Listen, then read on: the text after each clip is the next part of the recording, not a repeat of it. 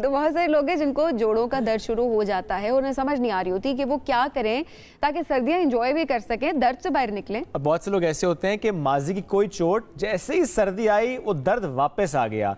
इस पर बात कर लेते हैं। हमें ज्वाइन कर रहे हैं consultant orthopaedic trauma and joint replacement surgeon doctor Salman Abbasi. अस्सलाम वालेकुम जी, कैसे हैं आप? वालेकुम अस्सलाम, अल्हम्दुलिल्लाह। डॉक्टर साहब, वो तमाम लोग जिनको माजी में कभी ना कभी कोई चोट लगी और वो कहते हैं कि जैसे ही सर्दी का मौसम आएगा वो दर्द वापस लाएगा, वो क्या करें, क्या एहतियात करें सर्दी के मौसम के आगाज़ में? बिस्मिल्लाहिर्रहमानिर्रहीम। फ़र्स्ट ऑफ ऑल तो ज़ाहिर है कि जब चोट लगी उसको प्रॉपरली ट्रीट होना चाहिए। Okay, they should go to the doctor, right, they should not treat themselves, right, क्योंकि प्रॉपरली अगर ट्रीट होंगे तो लेटर ऑन उनको कॉम्प्लिकेशंस नहीं आएंगी। इसका मतलब जिसको वो दर्द कई सालों बाद वापस आई है तो ट्रीटमेंट सही नहीं हुआ? नहीं, नॉट नेसेसरली। अच्छा, लेकिन ये है कि अगर प्रॉपरली ट्रीट हुआ है तो लेटर ऑन उनको फिर ये प्रॉब्लम्स कम आती हैं। ओके, ठीक है, आती तो हैं, specially in weight bearing joint like legs, feet, उसमें ज़्यादा प्रॉब्लम्स सामने आती हैं। और स्पेशली मैं व्यूअर्स को बताना चाहूँगा कि जो डैम फैदर है या विंटर्स जो हैं उसमें ज़्यादा प्रेजेंट होते हैं patient with x and pains. Okay. अच्छा डॉक्टर, मैं चाहूँगी कि ज़रा आसान अल्फाज में सबको ये भी समझाएं कि जोड़ों का दर्द एक्चुअली क्या होता है, कि किस किस्म का दर्द आपको महसूस हो रहा है तो आपको डॉक्टर के पास जाना चाहिए कि पता चल सके कि जोड़ों का दर्द है, डायग्नोज हो सके। देखें, कोई भी डिज़ीज़ हो या कोई सिम्टम्स आएँ उसको इनिशियली ट्रीट करना बहुत आसान होता है। अगर उसको आप क्वैक्स के पास जाते हैं या सेल्फ मेडिकेशन पर ट्रीट करते हैं तो इट बिकम्स कॉम्प्लिकेटेड। उसमें डॉक्टर के पास, जो क्वालिफाइड डॉक्टर्स हैं आपके करीबी, उनके पास जाएं और इट्स बेटर के रेलेवेंट डॉक्टर के पास जाएं। There are so many specialities of medicine. जब अगर रेलेवेंट के पास जाएंगे तो वो सही एड्रेस होगी वो इश्यूज, डायग्नोस ठीक करेगा, डायग्नोसिस ठीक होगी। सिम्टम्स की तरफ में आना चाहिए। तो symptoms and I would like to say कि we have to treat the cause. Symptoms को तो करना ही है, हमने पेन तो रिड्यूस करना है, लेकिन उसको कॉज को ट्रीट करना है। लेकिन आपने कहा कि सिम्टम्स तो क्योर हो जाते हैं, लेकिन पहले कॉज को ढूंढना बड़ा जरूरी होता है, तो कॉज जरा बताइएगा। देखें, there are various causes like ज़्यादातर मोस्टली जो पेशेंट प्रेजेंट करते हैं वो ट्रॉमा के साथ करते हैं। कोई चोट लगी होती है उनको, डिफरेंट प्रेजेंटेशंस हैं। इसके अलावा जोड़ों के दर्द की और भी रीजंस होती हैं, और जो जोड़ों का दर्द है उसको हम आर्थराइटिस कहते हैं। और arthritis, they are various types of arthritis, जैसे कि कोई ट्रॉमा हुआ उसके बाद उसको हम पोस्ट ट्रॉमेटिक आर्थराइटिस कहते हैं।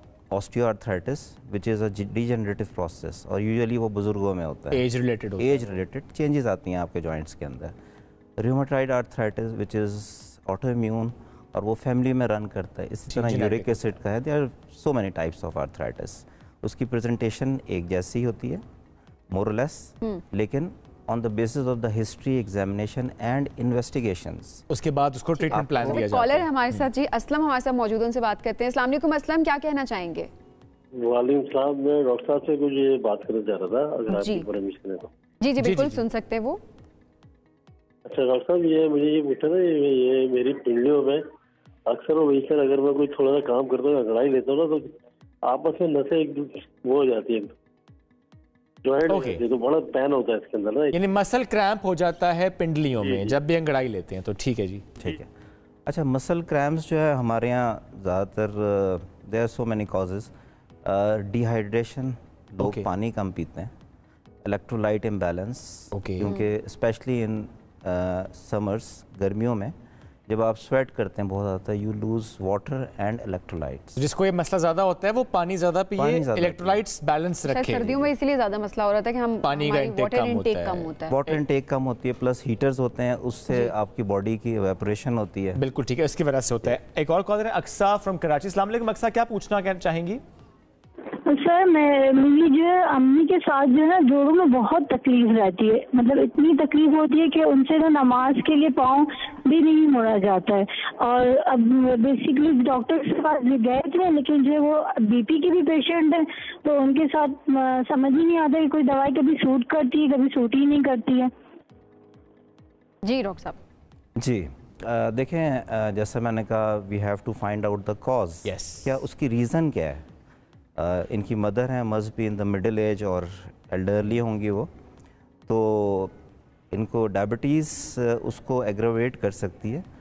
और डायरेक्टली डायबिटीज़ उसकी कॉज नहीं हो सकती है, ऐसा नहीं है, लेकिन उसको कॉम्प्लिकेट करेगी। ज़ाहिर डायबिटिक्स में प्रेजेंटेशन ज़्यादा होती हैं, तो इनको चाहिए कि एक अच्छे क्लिनिशियन के पास जाएं और एग्जामिनेशन कराएं, प्रॉपरली इन्वेस्टिगेट करके कि उनको यूरिक एसिड का प्रॉब्लम है, जिस तरह मैंने कहा कि रोमेटाइड का प्रॉब्लम है, या कोई कॉज आइडेंटिफाई करें। हाँ, या प्रीवियस कोई इंजरी है उसकी वजह से भी रिकरेंस हो गई है उनको। अच्छा, तो ठीक है। उसको अच्छा, एक और कॉलर हमारे साथ मौजूद है, उनसे पहले बात करते हैं। आमिर है जी रावलपिंडी से। जी आमिर, क्या पूछना चाहेंगे डॉक्टर साहब से?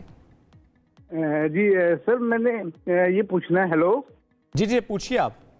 सर, मैंने ये पूछना है कि मैं सुबह सुबह जब उठता हूँ तो मेरे जिस्म में पाँव में स्पेशली पेन हो रहा होता है, फिर उसके बाद मतलब बॉडी भी दर्द करती है, कमर में दर्द हो रहा होता है, और जो जो दिन गुजर जाता है आस्ता आस्ता फिर थोड़े दर्द में कमी आती जाती है।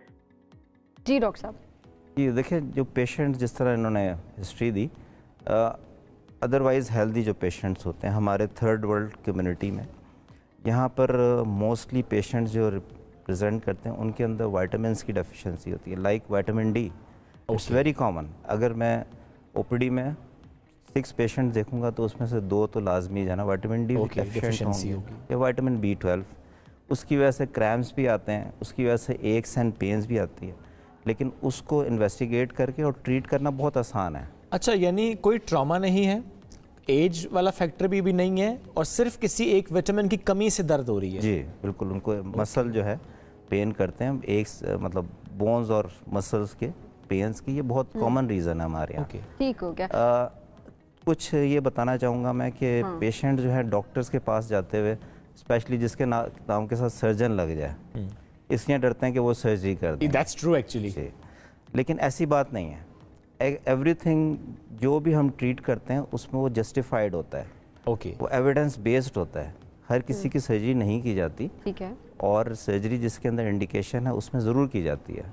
तो डॉक्टर पहले आइडेंटिफाई करते हैं, पेशेंट को काउंसल करते हैं, और फिर उसके बाद अगर उसको ज़रूरत हो तो फिर सर्जरी की जाती है, वैसे नहीं। वैसे और ज़रा अब तो इतनी ज़्यादा नई टेक्निक्स आ गई हैं, टेक्नोलॉजी ने बड़ी तरक्की कर ले, तो अगर पहले किसी का एक्सपीरियंस अच्छा नहीं रहा तो अब हालात वैसे नहीं भी रहे हमारी मेडिकल की फील्ड में। एक और कॉलर है अफसर फ्रॉम जेहलम। अस्सलाम वालेकुम जी, क्या पूछना चाहेंगे?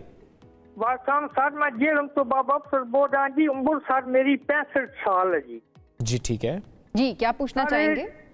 सर निमो काली हर चीज तो मैं सख्त दर्द होंदे, ब्लड प्रेशर हाई हो बंदा, दिल की धड़कन तेज हो बंदी है, और निमो काली हर चीज तो जोड़ों में सख्त दर्द होते हैं सिर्फ नमक की वजह तो, और सोजन बन जाती है। न मुझे गर्म न ठंडी, हर दरमियानी चीज मुझे माफक है।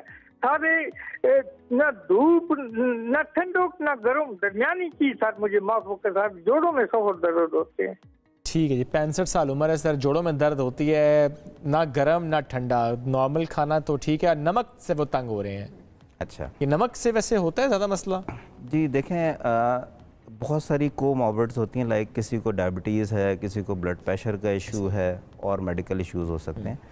बाज़ दफ़ा उनको ऑप्टिमाइज़ करके, उनको ठीक करके आपकी ये प्रॉब्लम सॉल्व हो जाती है। ओके, और मैनेज कर लिया आपने ब्लड प्रेशर? जी मैनेज कर लिया उसको। ज़ाहिर है कि जो कोमॉर्बिड्स हैं उनको ज़रूर कंसिडर किया जाता है। ओके, और उसके बाद ही आप ट्रीटमेंट जो है अपना, और बहुत सिंपली जो है ना, आप इवन एक जो है पैरास्टामोल की टैबलेट से भी पेशेंट ठीक हो जाते हैं। अच्छा, नॉर्मली जो पेशेंट्स किसी भी दर्द को लेकर खुद ही से कोई मरहम लगा लिया, कोई क्रीम लगा ली, या गर्म पट्टी होती है वो लगा ली, या कोई और काम घर में कर लिया जो सुना था किसी से, देसी टोटके, ठीक होता है?